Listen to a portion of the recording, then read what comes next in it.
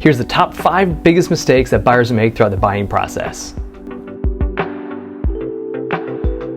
Welcome to my channel. I'm Mike Feldman with Bond Real Estate at Compass, and I help both buyers and sellers in Central Indiana. Let's face it, there's a lot of steps to buying a house, and there's a lot of mistakes that can be made along the way. So today I'm breaking down the top 5.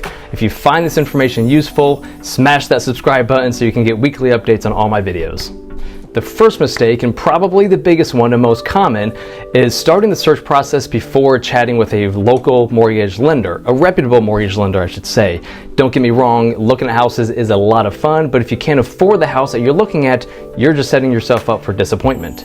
And if for some reason you do decide to make an offer before getting a pre-approval letter, the chances are that the seller's probably going to reject that offer because they don't even know if you can afford the house in the first place. The second mistake that I see a lot is working with more than one realtor. There are literally buyers that say, I'll make an offer with whatever realtor will bring me the deal. And while I get that logic, no realtor is going to truly work as hard as you deserve if they know that they're just going to be another number to you. So loyalty goes a long way. So sticking with one realtor is something that I highly recommend to any buyer. So another mistake that I see quite a bit is starting the search process towards the top of your budget. So say you're approved for $500,000 and you end up buying a $500,000 home, well, it's not really going to leave a whole lot of disposable income for you to enjoy. That's called being house poor. So there's a lot of other expenses associated with purchasing a house besides just the down payment and closing costs.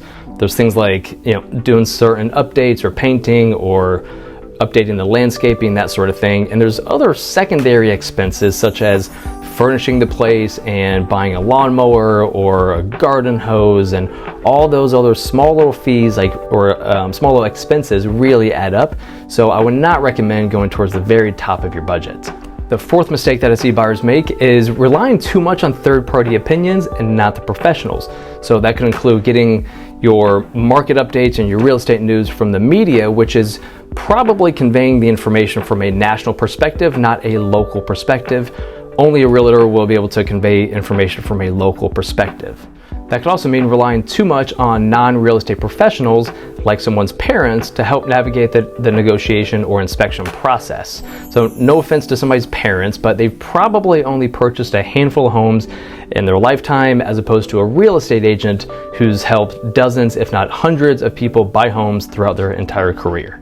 The last mistake on the list today is not getting clear on wants versus needs when buying a home. So I know that you want a Pinterest-worthy kitchen, but do you really need a Pinterest-worthy kitchen?